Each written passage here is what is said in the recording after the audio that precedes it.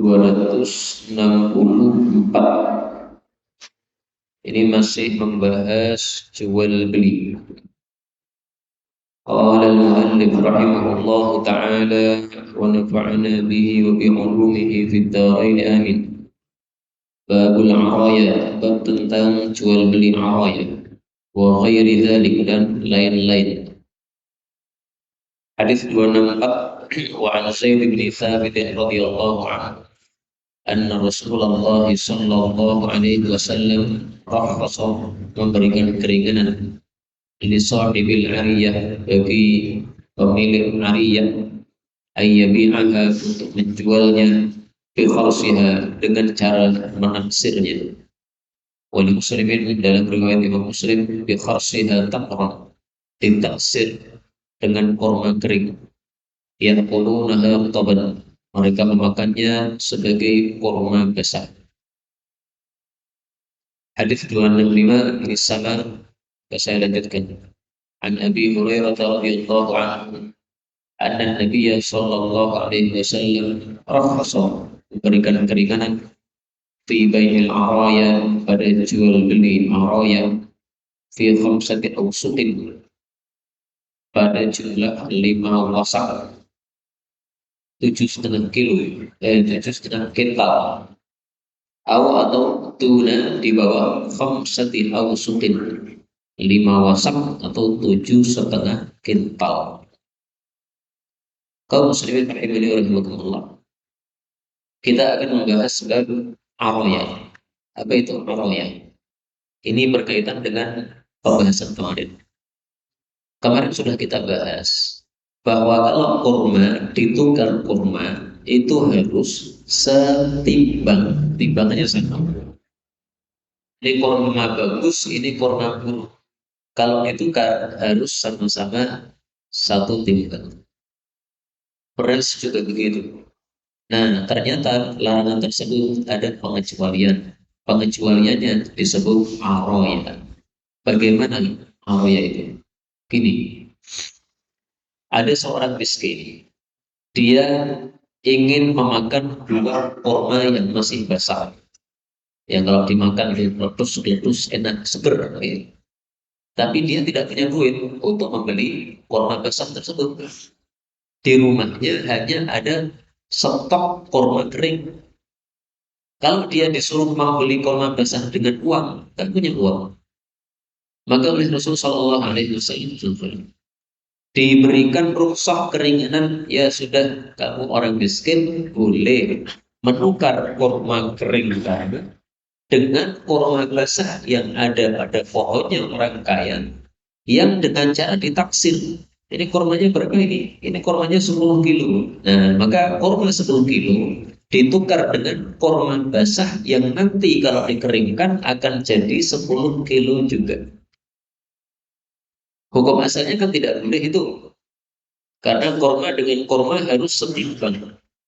Lah ini kurma yang sudah kering 10 kilo. Sementara kurma yang masih di pohon dikira-kira saja nanti 10 kilo. Itu berarti nggak sama. Karena bisa jadi lebih, bisa jadi kurang, bisa jadi sama. Nah, tapi khusus kasus ini boleh. Kenapa? Memang orang miskinnya gak punya duit untuk membelinya. Maka diperbolehkan menukar dengan kurma kering yang ada di dalam rumahnya. Tapi dibatasi oleh Nabi, tidak boleh lebih dari 5 wasak. Di sini rawinya ragu-ragu. Apakah 5 wasak ataukah di bawah 5 wasak? Jadi ini bukan pilihan dari Nabi, silahkan pilih 5 wasak atau di bawah 5 wasak. Bukan. Ini rawinya ragu-ragu. Nabi itu membolehkan 5 wasak atau di bawah 5 wasak. Nah, karena rawinya ragu-ragu, kita ambil yang paling kecil, yaitu di bawah 5 wasak.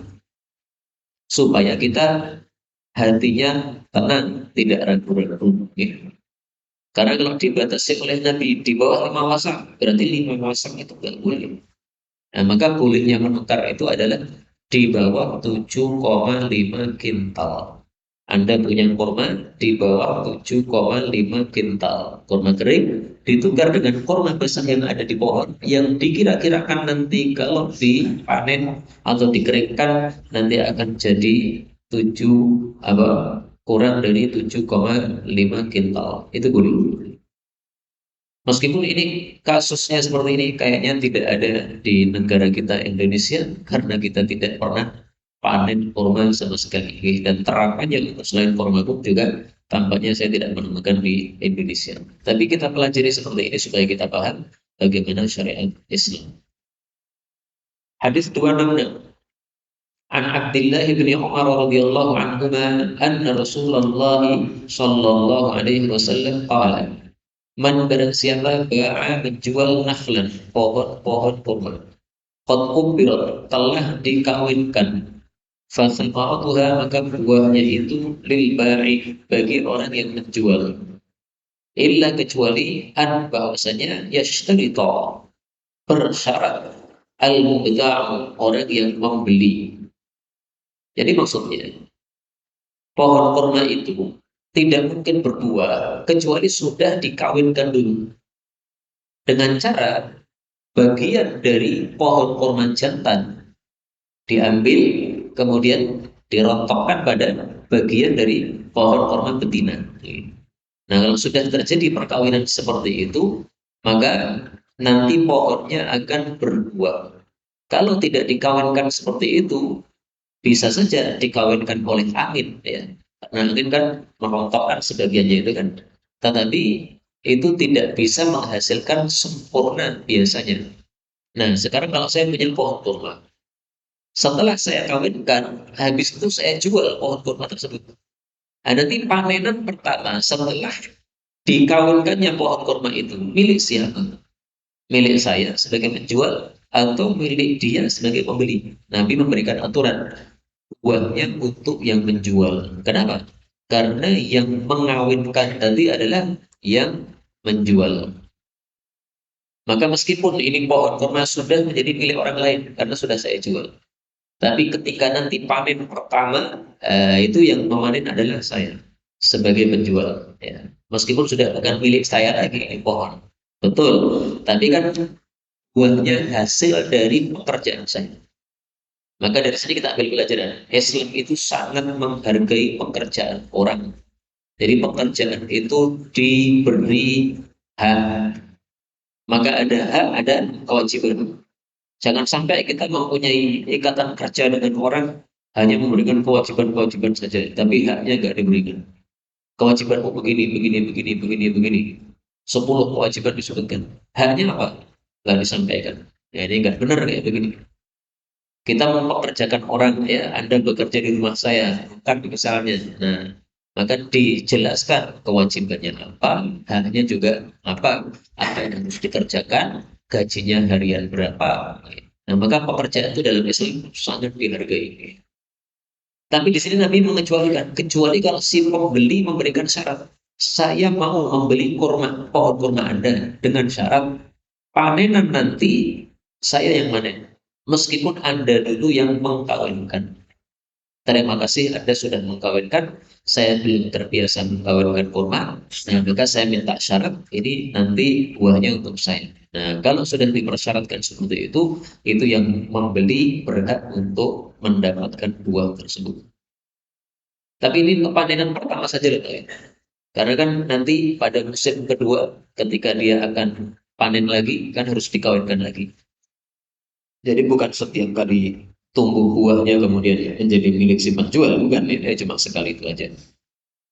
Ini berlakunya tidak hanya untuk nakhlan, untuk pohon kurma, tapi berlaku juga untuk setiap pohon-pohon yang tidak bisa berbuah kecuali dengan cara dikawinkan.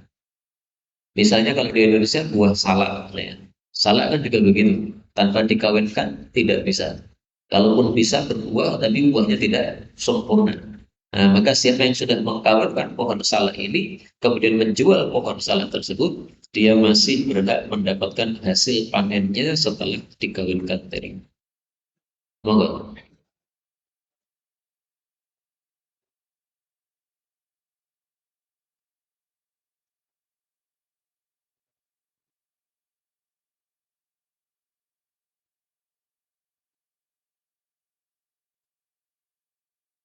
Ya. Kalau untuk kambing, karena tidak ada nasnya dari Nabi SAW, maka setiap orang yang membeli, dia berhak memiliki apa yang sudah dia miliki. Maka seandainya ada kambing sudah dikawinkan, oke. Setelah itu kemudian mengandung, nah, maka tetap miliknya si pembeli, bukan si penjual lagi. Kenapa? Dengan pasangan. Sama dengan kita membeli kambing yang sudah bunting. Nah, sama juga. Nah, bagaimana dengan tadi dia mengkawinkan tadi? Ya karena tidak ada nasnya dari Nabi SAW, kita tidak berani untuk memberikan hukum di sini. Sudah sah dibeli, ditukar, ya sudah. Oke. Beli kambing bunting, boleh, nggak ada masalah.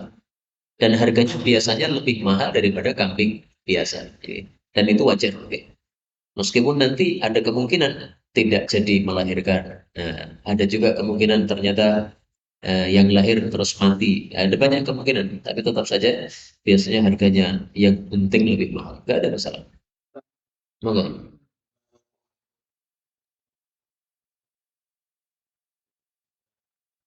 Kalau yang di sini, yang dimaksud dalam hadis ini hanya menjual pohonnya saja, bukan tanahnya, pohonnya. Tanahnya tetap milik si pemilik tanah. Kecuali kalau yang dimaksud adalah menjual satu kebun, mungkin nggak muskil ya. Karena saya nggak tahu bagaimana kondisi orang Arab zaman dahulu, mereka itu gimana cara jual beli kurmanya. Kalau yang saya nalar untuk Indonesia, itu maksudnya adalah satu kebun plus apa? Pohon kurma yang ada padanya. Tapi seandainya membeli buahnya saja tanpa membeli tanahnya, boleh nggak? Boleh. Seandainya membeli pohonnya saja tanpa membeli tanahnya, boleh nggak? Boleh. Nggak ada masalah. Jadi beli buahnya boleh, beli pohonnya boleh, beli sekaligus tanah juga boleh.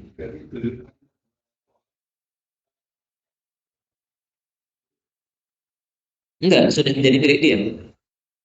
Ini saya punya pekarangan misalnya nih. Ada pohon kurma. Saya sudah malas ngurusi. Sama orang dibeli, dah saya beli aja. Jadi milik saya. Boleh. Jadi saya mengizinkan dia untuk masuk pekarangan saya. Karena kurma itu sudah menjadi milik dia.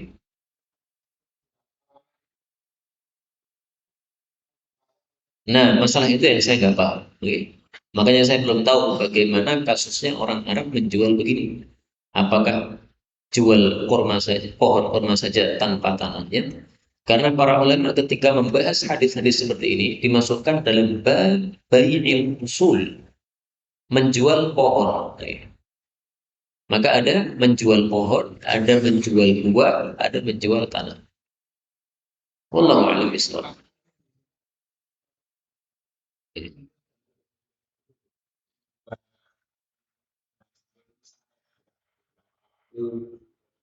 Intinya memang jual beli itu adalah antara udin. Bagaimana saling ridho, bagaimana sesuai kesepakatan. Al muslimun ala syuruti. Kalau udah disepakati misalnya satu bulan, ya sudah.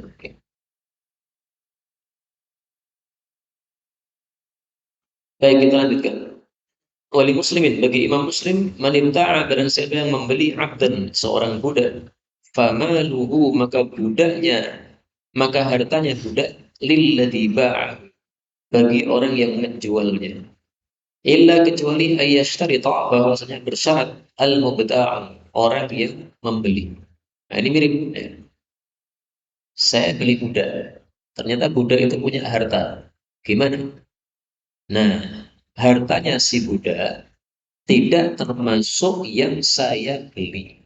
Karena saya hanya membeli budaknya saja. Budak itu milik siapa sih? Milik majikannya. Maka harta budak juga milik majikannya. Nah, sehingga kalau budak itu kemudian dibeli oleh seseorang, hartanya balik ke majikan. Kecuali kalau si pembeli bersyarat ya, saya mau beli budakmu, tapi syaratnya semua harta milik budakmu juga diberikan ke saya. Nah, maka sesuai apa? Kesepakatan. Jadi sebenarnya jual beli itu sangat simpel. Satu, saling ridho. Dua, sesuai kesepakatan. Saling ridho dalilnya dalam Quran. Illa an takuna tijaratan antara saling ridho. Sesuai kesepakatan, dalilnya adalah hadis Nabi SAW. Al-muslimuna ala syurutihim. Sesuai kesepakatan. Dua syarat ini yang paling inti. Mungkin ada yang bertanya, kok bisa budak punya harta? Oh bisa. Misalnya, saya punya budak. Saya suruh budak ini bekerja. Setiap hari setor kepada saya 100.000. Sisa dari hasil kerja dia jadi milik dia. Itu bisa begitu. Misalnya budak saya suruh buka sebagai tukang cukur di depan rumah saya. Setiap hari masuk orang di situ, rata-rata 15 orang. Per kepala 10.000. Berarti dia dapat 150.000. Nah, saya suruh dia setor kepada saya 100.000. Berarti masih dia bisa nyimpan 50.000. Setiap hari 50.000, 50.000. Seperti itu. Sebagaimana Sayyidina Abu Bakar menyuruh budaknya untuk kerja, kemudian suruh setor. Nah, suatu saat budaknya ini setor ternyata hasil dari dia mendukun. Padahal dia bukan dukun, cuma pura-pura jadi dukun. Nah, begitu dibayar oleh orang yang dia dukuni, kemudian diberikan kepada Sayyidina Abu Bakar, terlanjur dimakan oleh Sayyidina Abu Bakar, beliau langsung muntahkan yang ada dalam perutnya. Kita lanjutkan 267. Wa anhu radhiyallahu anhuma anna Rasulullah sallallahu alaihi wasallam qala man ibta'a barang siapa yang membeli ta'aman makanan fala yabi'hu maka janganlah menjual makanan itu hatta yastawfiyah sampai dia meminta sempurna makanan tersebut. Maksudnya gimana? Wa fi lafdhin dalam lafaz yang lain hatta yaqbidahu sampai dia memegang makanan tersebut. Wa an Ibnu Abbas radhiyallahu anhuma mithlu. Jadi maksudnya kalau kita membeli makanan, maka tidak boleh kita menjual lagi kecuali makanan yang kita beli itu sudah kita terima. Kalau baru kita telepon, ya, saya beli dari Anda berapa? Beras 10 kintal. Nah, saya baru telepon dia. Kemudian setelah itu barangnya belum saya terima. Terus sudah saya jual lagi. Tidak boleh. Saya harus terima dulu. Berasnya dikirim oleh orang yang menjual beras tadi ke rumah saya. Mudah kan? Jadi milik saya. Nah, baru kemudian saya jual. Kenapa? Karena kalau belum saya pegang, kemudian saya jual, ini nanti akan menimbulkan percekcokan. Kemungkinan percekcokan ada. Yaitu misalnya, ternyata di sana yang menjual kepada kita tadi kecil, dikira di gudangnya ada barangnya, ternyata di gudangnya nggak ada barangnya. Sudah terlanjur kita jual, ternyata barangnya nggak ada. Nah, yang membeli dari kita menganggap kita jadi penipu, kamu itu tipu, katanya punya barang, jual-jual ternyata nggak punya barang. Nah, sehingga tidak boleh dilakukan hal ini. Kenapa? Karena supaya tidak terjadi kemungkinan percekcokan. Jadi para ulama katakan rata-rata larangan dalam jual beli, rata-rata ya, itu dilarang oleh Nabi SAW dalam rangka menutup kemungkinan percekcokan di antara orang yang melakukan jual beli tadi. Maka setiap ada kemungkinan percekcokan di antara dua pihak ini, Nabi selalu tutup. Jangan, ya. Ada kemungkinan di sini, tutup lagi, jangan. Kemungkinan di sini, tutup lagi, jangan. Nah, itu adalah tujuannya supaya manusia ini hidup dalam kondisi damai, tidak saling bertengkar di antara para manusia, baik itu muslim maupun kafir. Karena kafir tidak semuanya memerangi umat Islam. Allah Subhanahu wa taala menyebutkan secara umum masalah perdamaian ini. Wasulhu khairun. Wasulhu dan damai itu khairun lebih baik. Jadi damai itu lebih baik daripada tidak damai dalam semua masalah. Masalah COVID, ada yang cocok vaksin, ada yang tidak. Udahlah, nggak usah cocokan, damai saja. Gimana damainya? Nah, bagaimana caranya supaya damai tidak terjadi cocokan masalah vaksin tersebut? Yang yakin vaksin halal silakan, tidak dilarang. Yakin, kenapa dilarang? Nggak boleh dilarang. Tapi yang tidak yakin halal atau justru sebaliknya yakin haram, ya jangan dipaksa.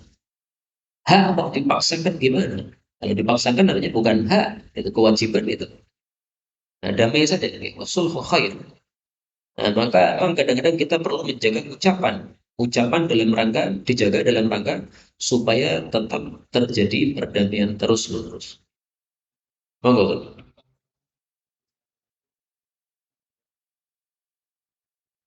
Ya.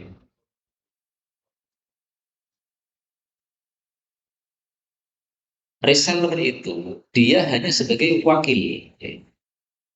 Jadi saya sebagai reseller dari toko buku Fulan misalnya. Nah, saya sudah menjadi wakilnya toko itu untuk menjual barang-barang yang menjadi milik dia. Nah, maka untuk reseller ini supaya aman gimana? Ya dia harus yakin barangnya ada nggak. Kalau barangnya tidak ada, jangan ditawarkan. Yakin barangnya ada, kan? Maka tanya dulu kepada bagian gudangnya atau apa namanya yang dia ngambil darinya, sumbernya dari sumbernya. Oke. Ini saya mau jual barang-barang ini, ada nggak? Ada. Nah, baru kita tawarkan supaya tidak terjadi percekcokan di kemudian hari. Reseller hukumnya adalah apa? Ya, sebagai wakil karena sudah diizinkan oleh pemilik barang untuk menjualkan. Kita lanjutkan 265. Wa an Jabir bin Abdullah radhiyallahu anhu annahu bahwasanya Jabir sami'a mendengar Rasulullah sallallahu alaihi wasallam yaqul bersabda wa huwa di Makkah sementara Nabi di Makkah amal fathi pada tahun Fathu Makkah. Inna Allah sesungguhnya Allah wa rasulahu dan rasulnya yaitu Muhammad sallallahu alaihi wasallam harama mengharamkan bay'al khamri menjual minuman keras wal maitati dan bangkai wal khinziri dan babi wal asnami dan arca-arca. Faqila maka dikatakan ya Rasulullah wahai Rasulullah ara'aita apa pendapat Anda syuhumal maitah gajihnya bangkai.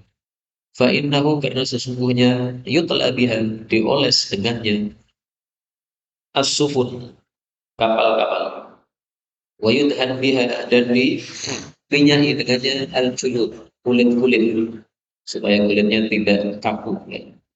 Wa yastasbihu dan membuat lampu membuat titir biha dengannya an-nasu para manusia. Faqala maka beliau menjawab la tidak boleh huwa dia itu maksudnya menjualnya itu haram tetap haram. Tsumma qala kemudian bersabda Rasulullah sallallahu alaihi wasallam inda dzalik qatalallahu semoga Allah melaknati al-yahud orang-orang Yahudi. Innallaha sesungguhnya Allah lama ketika mengharamkan alaihim atas mereka syukumaha gajih-gajihnya zaman dulu mereka mencairkannya.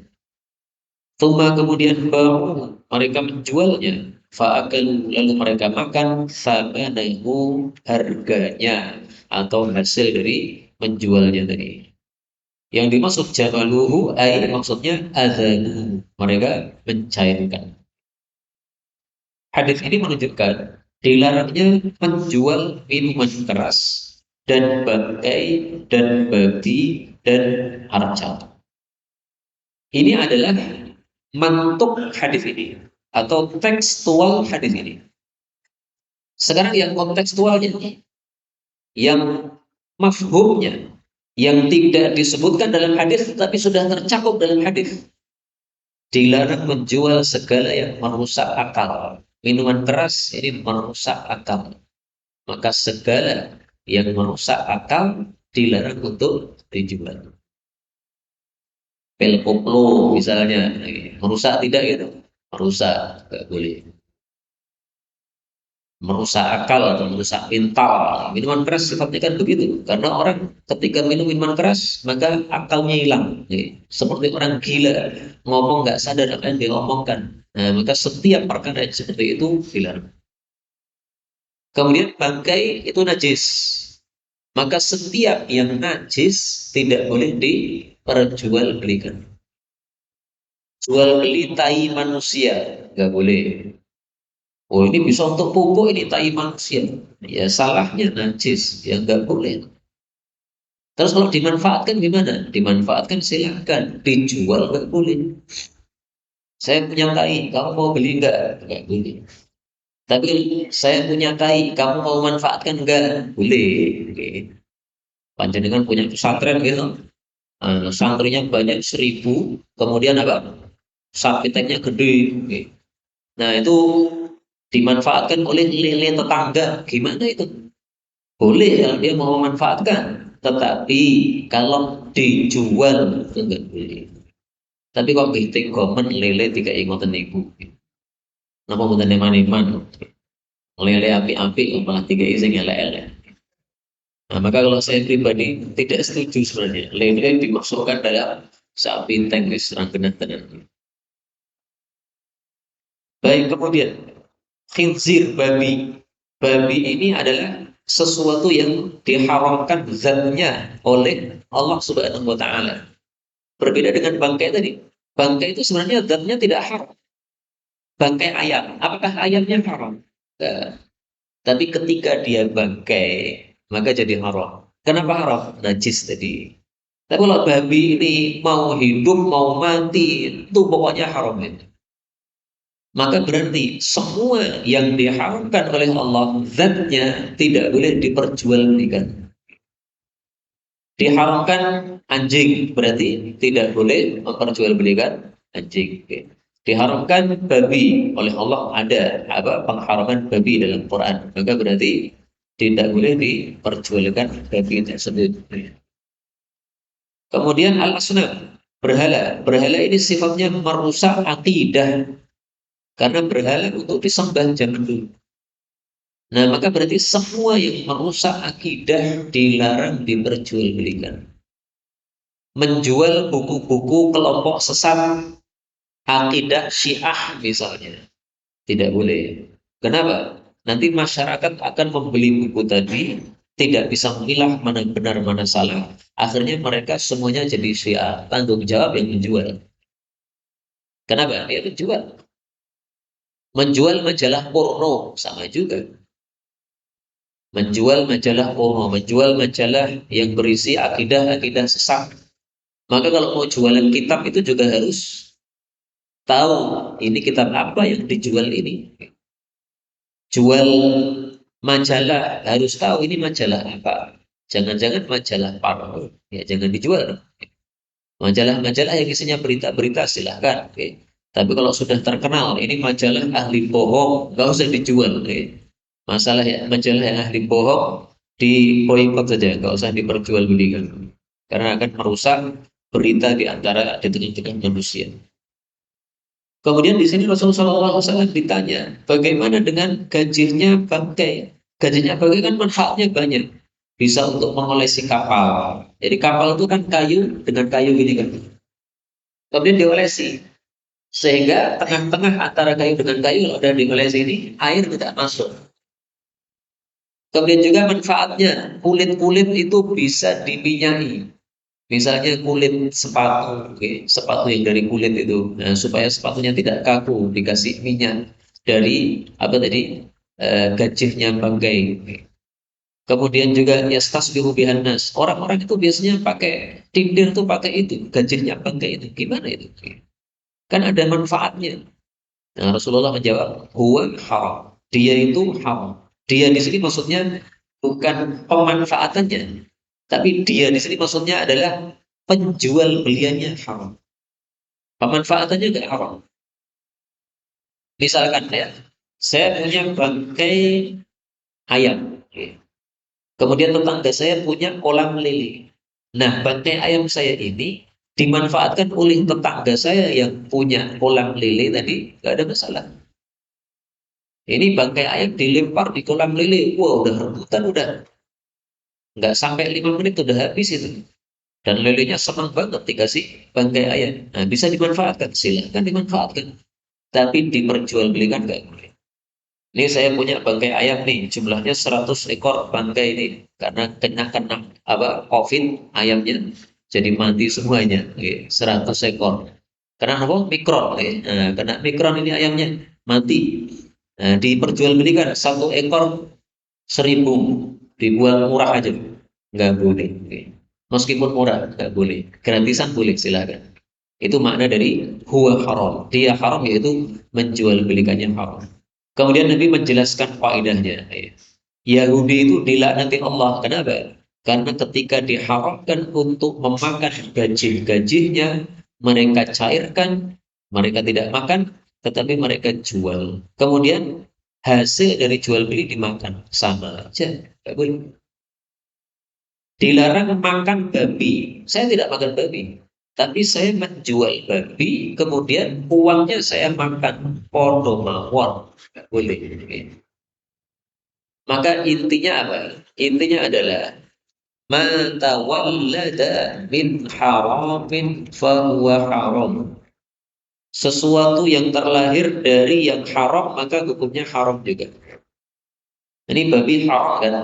Nah, ketika dijual lahirlah uang hasil jual beli tadi. Uang ini hukumnya mengikuti sumbernya yaitu haram. Sama dengan kemarin ya. Ada orang berzina dapat duit. Ada orang mendukun dapat duit. Hasilnya haram. Kenapa? Zina haram. Berarti hasilnya haram. Dukun haram. Berarti hasil dukun haram.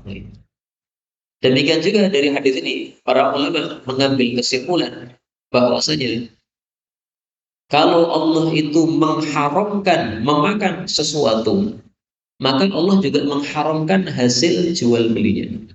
Dan ini ada hadisnya.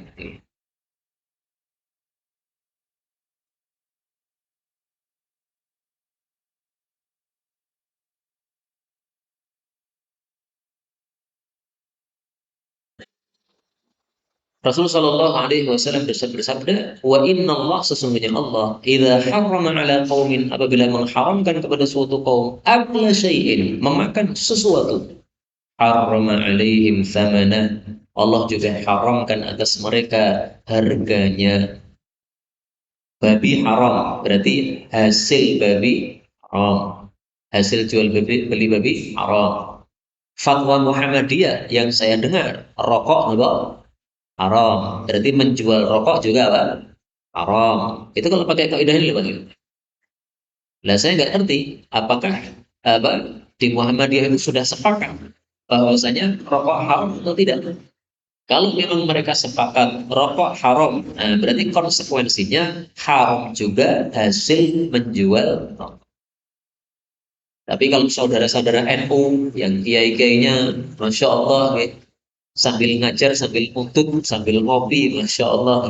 Nah, karena memang menurut mereka rokok tidak haram, rokok hanya makruh. Ya sudah, kalau rokok makruh, berarti hasil jual beli rokok juga apa? Makruh, selesai. Nah, maka apakah hasil jual beli rokok itu haram atau makruh? Tergantung keyakinan Anda. Anda meyakini rokok haram, jangan jual rokok, hasilnya haram. Anda meyakini rokok makruh, menjual rokok berarti hasilnya makruh juga. Nah, teman saya itu ada yang aneh gitu. Dia punya toko. Dia mengatakan rokok haram, tapi neng tokonya neng rokok. Orang kacek kan. Nah, tapi dia kemudian apa? Beralasan, gini saya sebenarnya sudah melarang, jangan ada rokok di toko saya. Tapi istri saya nggak mau. Yo raiso pak, sing si rokok. Nah, jadi suami istri gandok. Ya mungkin yang suaminya Muhammadiyah, yang istrinya NU tadi. Akhirnya raga dong. Nah, istrinya ngotot jual rokok yang jaga di tokonya itu sehari-hari adalah istrinya. Suaminya cuma apa namanya membantu pulaan di pasar saja. Nah begitu ya. Nah kalau alhamdulillah di paman saya itu punya toko itu ditulis besar. Alhamdulillah toko ini tidak menjual rokok. Nah, tulisan itu dipampang kenapa? Karena banyaknya orang yang datang ke situ bertanya, Pak, ada rokok? Nah, saking banyaknya yang datang, maka tulisin bodenya nanti. Nah, silahkan. Oke. Baik, inilah yang dapat kita pelajari benarnya dari Allah Ta'ala. Kalaupun ada salahnya, Pak Astagfirullahaladzim. Sisa waktu kita buka tanya jawab.